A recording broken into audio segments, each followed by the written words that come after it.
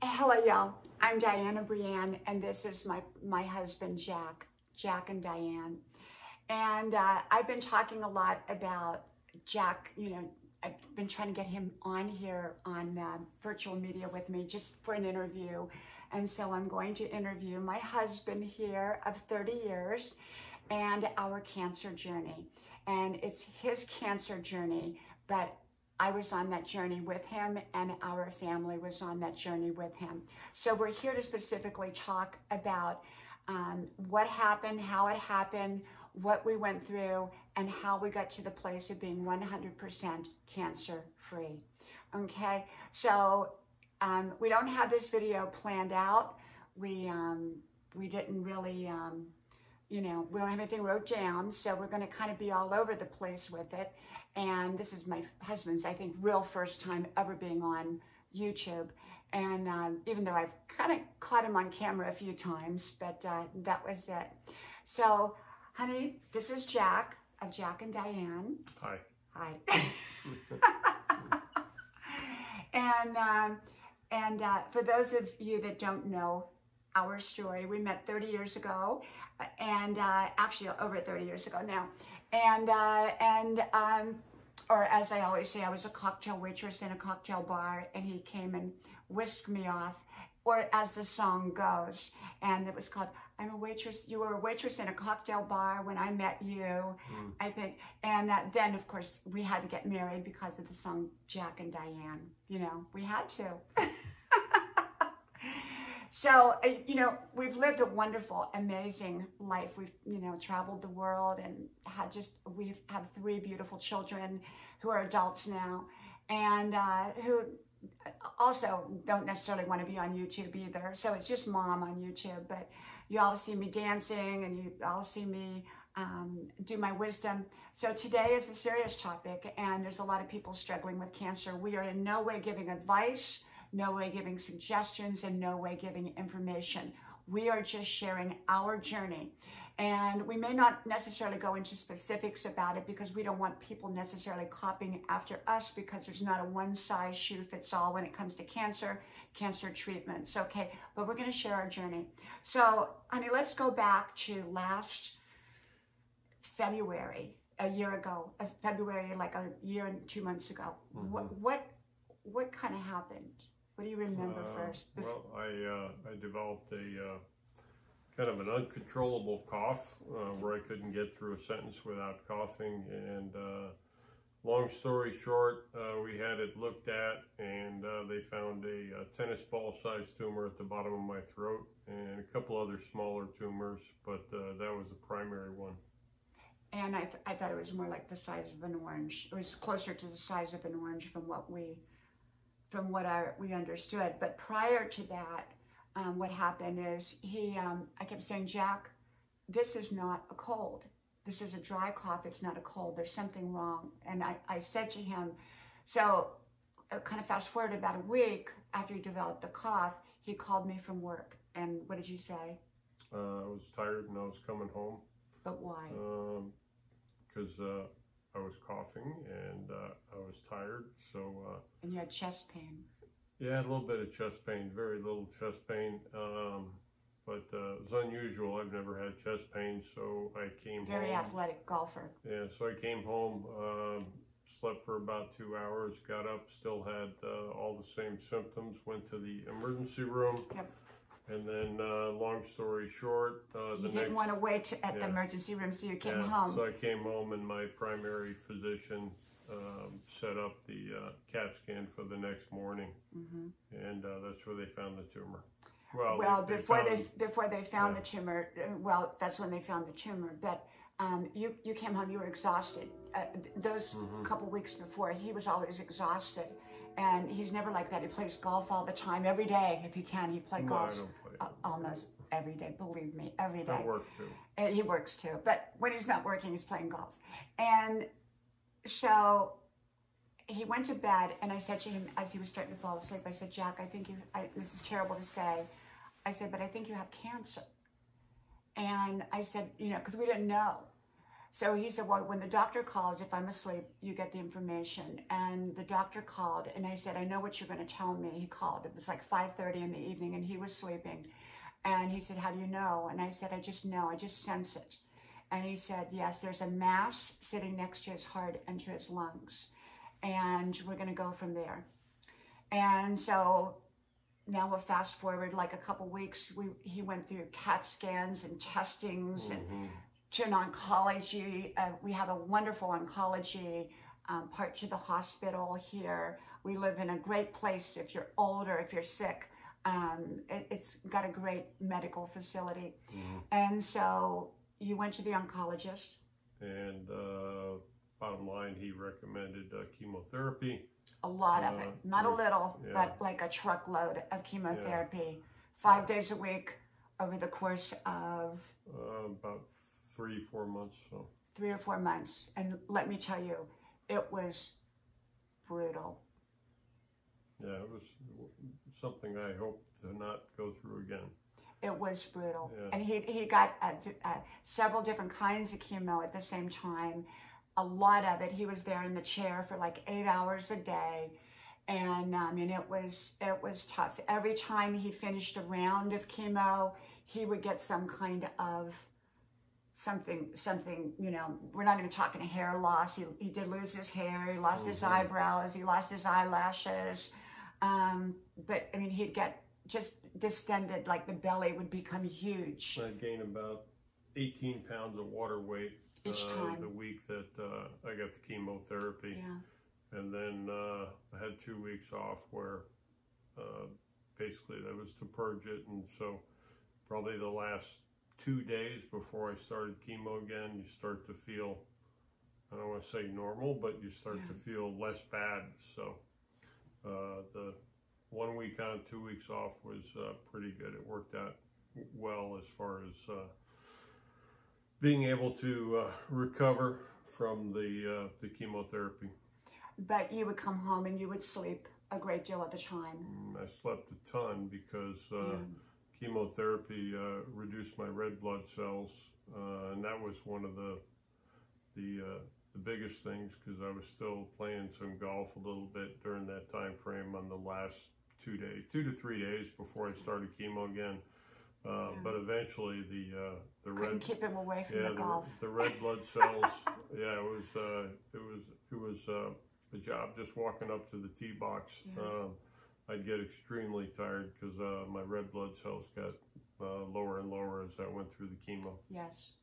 Yes, and your tumor markers were sky high. His tumor markers were just absolutely way. And I mean, it didn't look good, to be honest. I mean, he had several different tumors, lymphoma. The biggest one was by the heart and the lungs, and the other ones were kind of scattered around his body. One by the adrenal gland, a couple by the spine, I think. And I mean, it was like, it was, I have to tell you, I was so traumatized and I was so scared. And of course I went into full action. As my husband knows, I began to take over everything. Not that I had to, but I just did. I just took over everything. And you continued the cough while he was getting the chemo. And during that time, I started to have stomach issues. And I just kind of chalked it up to maybe stress or to nerves. And about 6 weeks into your chemo, all of a sudden, I got sick and ended up in the emergency room with Jack being there with me, as sick as he was. He stood over the sink while I was laying on the gurney and practically throwing up into the sink from the chemo. But he wanted to be there for me. So I was sick, and yet he was there for me, as sick as he was. And by then he had lost his hair. I mean, he was feeling absolutely miserable. I was terribly sick. And I'm not going to go into great detail about mine, because that's what not this video is about. But we believe it was an allergic reaction that took place, and they couldn't figure it out at first. And I was sick for about 3 months during that time. But I kept on going because I knew I had to be strong to get us through this time. And Jack amazingly stayed strong through this whole thing. We're kind of two people with strong, determined personalities. And we have 3 young adult kids who are adults, but they're young adults. They're in their early 20s, and you know, they were there for us, and yet we did not want to put too much on them, you know, because, you know, we didn't want to scare them any more than we were already scared. Mm-hmm. And so, okay, so you got through the chemo, and you continued on. I know we're missing all kinds of important details in here, but you were always healthy, never sick, Mm-hmm. very athletic, a runner, used to run all the time, everything. We worked out, we were workout machines, right? And he's 60 and I'm 65. And so I married a younger man. I'm a cougar. At least it's, I guess that's what it's called. But anyhow, no, I'm forever 29 though, right, honey? You are. Yeah, Yep. yeah. And so this is the thing, is that he got through the chemo, and at that point he had the CAT scans and everything redone.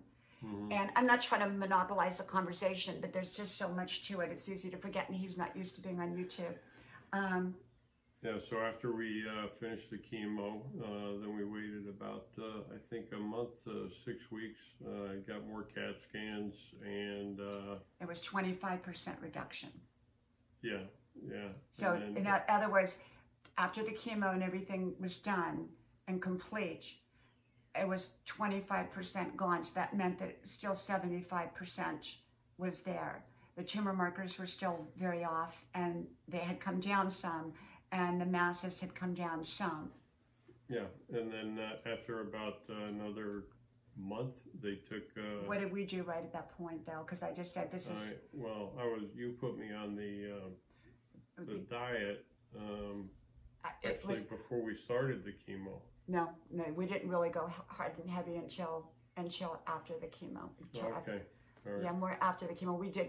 We started juicing and things like that, which I've always juiced right in the very beginning. But we went with the permission of his doctors. You know, we went on a very holistic. I'm not going to go into details about what the diet is, because it's pretty well known on the internet what kind of diets, you know, if you research. But I don't want to give out specifics, because there's not a one size that fits all for everybody. It just happened to seem to work for us.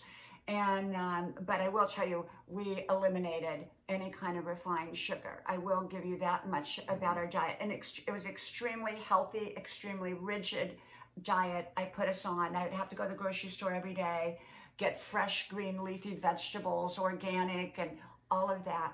And we did that for months, for several months.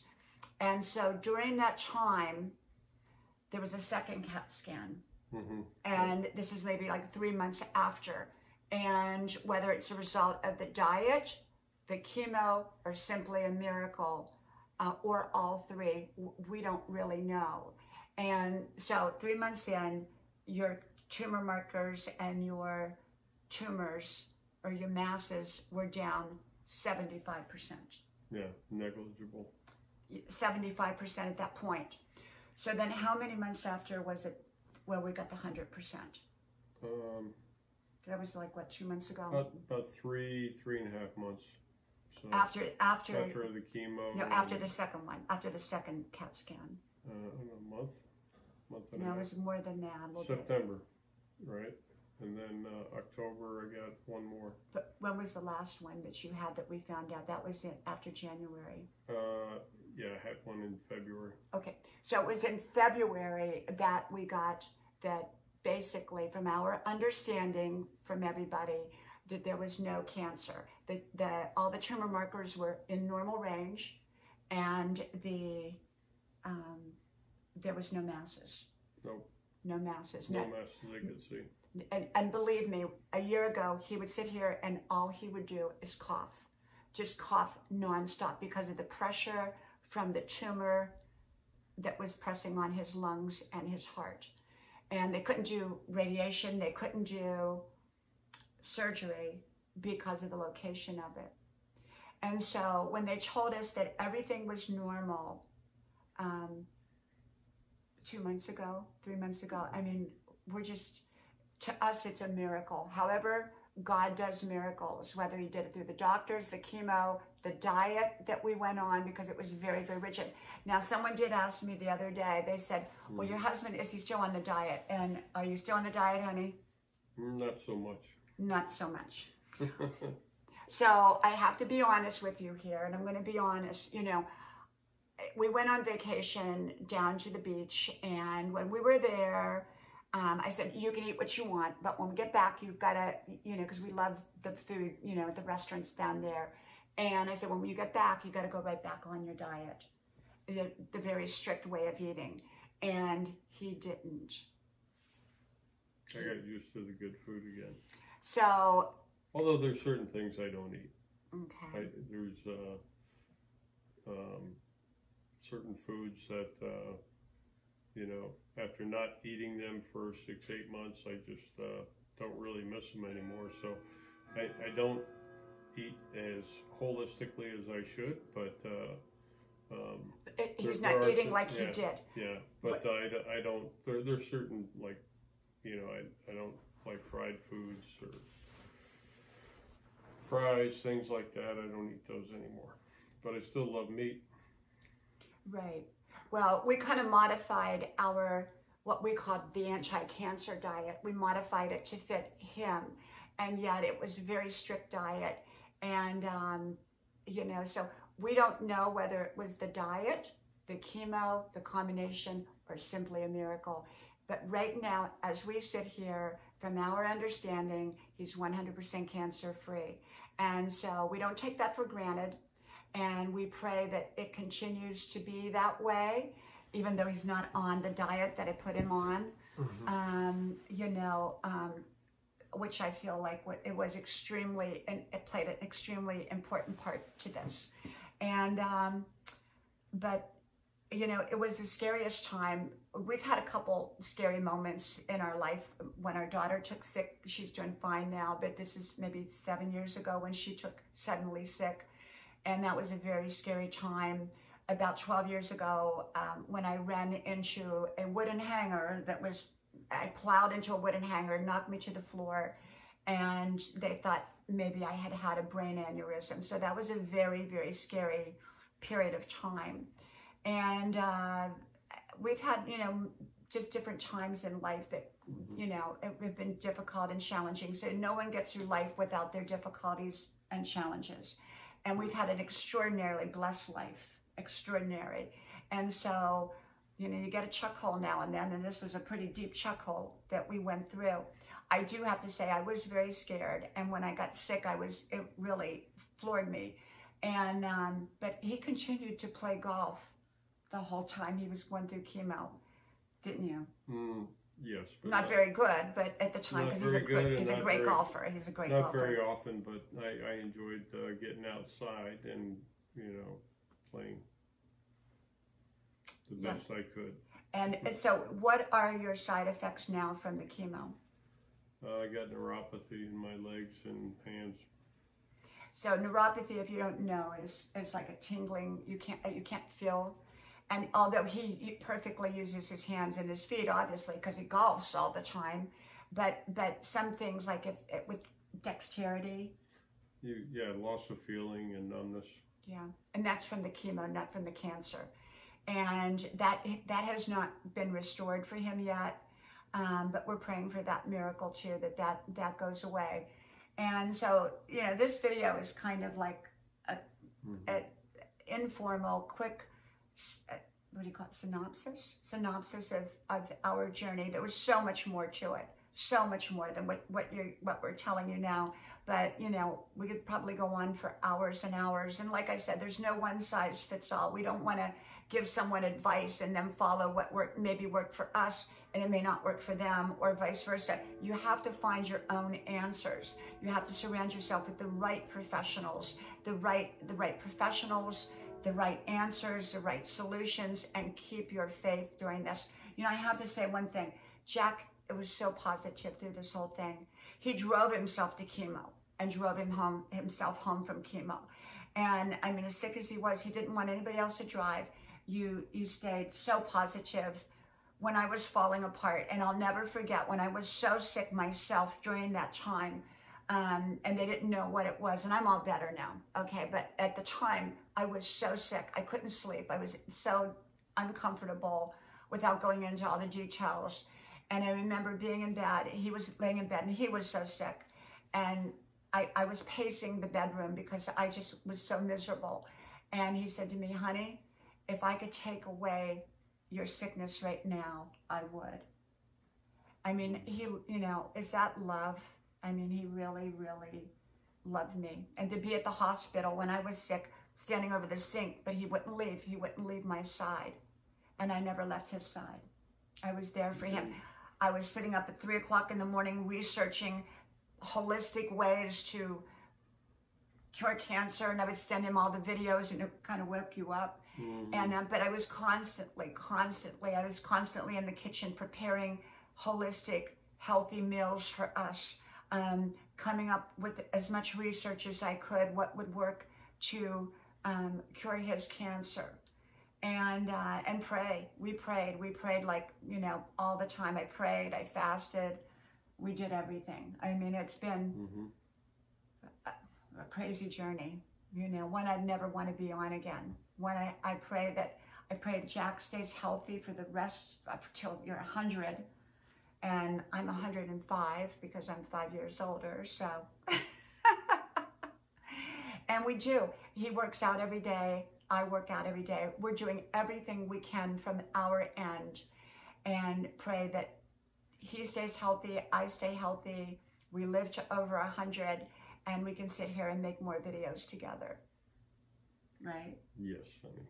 And, you know, he just got in from golfing, by the way, and so he hasn't even shaved.